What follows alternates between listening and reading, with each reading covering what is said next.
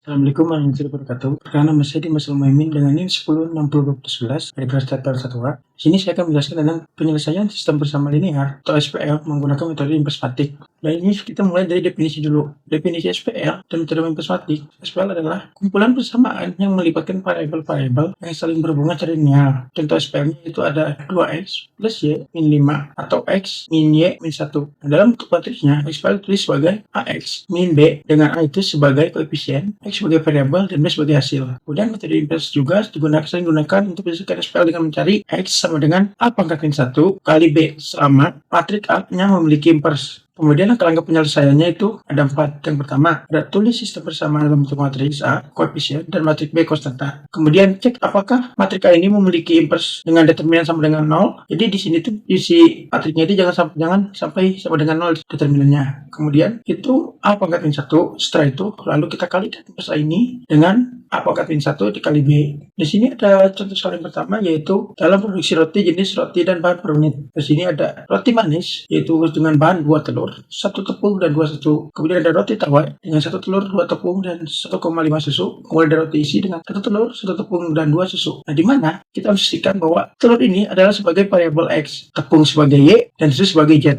Nah, untuk nyusun dalam sistematika itu sama itu, yaitu dengan yang pertama 2 telur, 1 tepung, dan 1 susu. Nah, berarti 2 telur itu berarti si X, yaitu tulis kita 2X, ditambah 1 tepung itu berarti tepung si Y, jadi tulis kita Y, kemudian ditambah 2 susu kita aplikasikan dengan Z, jadi tulis 2Z, sama dengan stoknya itu ada 10 telur, jadi kita tulis sama dengan 10. Kemudian di roti tawar itu kan ada 1 telur, 2 tepung, dan 1,5 susu. Nah, di mana telur itu sebagai X, kita tulis X, 2 tepung itu sebagai Y, jadi kita tulis 2Y, ditambah 1,5 susu itu sebagai Z, jadi 1,5Z, sama dengan kita tuliskan bahwa tepung itu adalah Z, kita tulis 7. Kemudian di roti isi itu ada 1 telur, 1 tepung, dan 2 susu. Di mana 1 telur itu kan telur sebagai X, kita tulis X, ditambah 1 tepung itu sebagai Y, kita tulis Y, kemudian susu itu sebagai Y, kita tulis 2Z, sama dengan 7. Setelah itu kita akan mendapatkan matriks A-nya itu adalah 2, 1, 2, 1, 2, 1,5, 1, 1, dan 2. Kemudian matriks B-nya itu ada 10, 7, dan 7. Kemudian setelah itu kita akan menghitung determinan A-nya dengan cara kita mengkalikan tuh seperti 2 dikali 2 dikurangi 1,5 dikali 1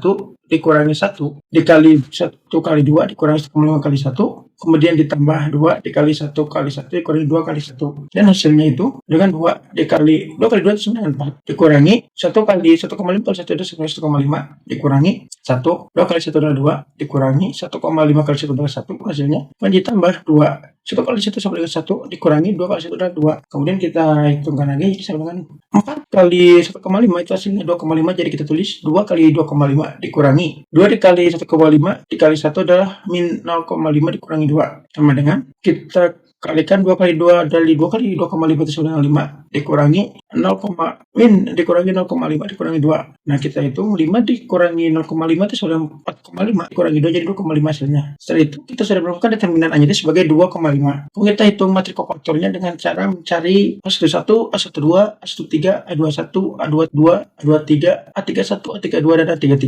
Pertama kita cari A11 dulu. Itu berarti dengan 1,1. Jadi kita hilangkan dari baris 1 dan kolom ke-1-nya. Jadi kita dapatkan 1,5, 1,2. Jadi itu kita kali silangkan dan dapat hasil 2,5. Kemudian A12 juga sama. Kita mendapatkan hasil 1,5, 1,2. Kita kalikan menjadi hasil 0,5. Kemudian di A13 itu kita mendapatkan hasil 1,2, 1,1. Kita kalikan hasil jadi min 1. Kemudian di A21 itu kita mendapatkan 1,2, 1,2. Kita kalikan menjadi 0. Kemudian di A22 itu kita dapat 2,2, 1,2. Dikalikan menjadi 2. Dan di A23 itu ada 2, 1, dan 1,1. Kita kalikan menjadi 1. Kemudian di A13 itu kita mendapatkan 1,2, 1,5 kita kalikan menjadi min 2,5 hasilnya. Kemudian di A32 itu kita dapatkan 22, 1,5 kita menjadi 1. Kemudian di A33 kita dapat 21, 1,2 dikalikan hasil 3. Nah, setelah itu kita mendapatkan matriks kofaktornya yaitu dengan hasil 2,5 min 0,5 min 1, 0, 2 min 1, min 2,5 min 1 dan 3. Setelah itu kita transportkan si matriks kofaktor ini ke adjoint. Jadi hasilnya itu menjadi 2,5, 0, min 2,5 min 0,5, 2 min 1,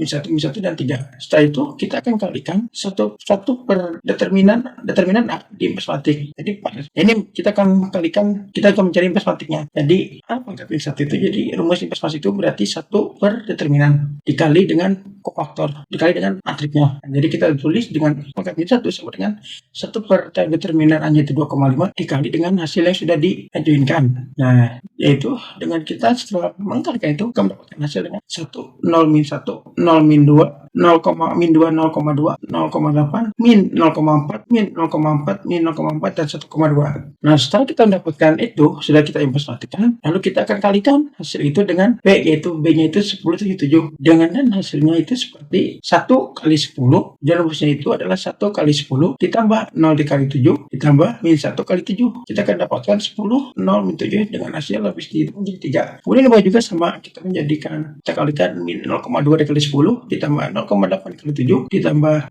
min 0,4 kali 7. Nah, kita akan dapat hasil itu 0,8 setelah dikali itu. Kemudian yang bawah juga yaitu min 0,4 kali 10 sama tambah min 0,4 kali 7 ditambah 1,2 kali 7, yaitu dengan hasil akan dapatkan 1,6. Nah, dan jawaban akhirnya itu kita akan mendapatkan 3, 0,8 dan 1,6, di mana kita memastikan bahwa 3 itu adalah X atau sebagai roti manis dan 0,8 itu sebagai Y atau roti tawar dan Z itu 1,6 sebagai roti isi. Kesimpulan dari materi ini adalah metode matematik adalah alat yang paling ampuh untuk menyelesaikan sistem persamaan linear, terutama dalam kasus 2 variabel SPM 2x2, dan itu penting untuk memastikan bahwa matrik koefisien ini memiliki impas atau determinannya tidak nol agar metode ini dapat diterapkan. Kemudian penerapan SPM ini dan metode matematik ini juga sangat relevan dalam berbagai bidang seperti perencanaan produksi, alokasi sumber daya, analisis keuangan, dan banyak lagi. Sekian dari saya, mungkin kurang lebihnya mohon maaf. Wassalamualaikum warahmatullahi wabarakatuh.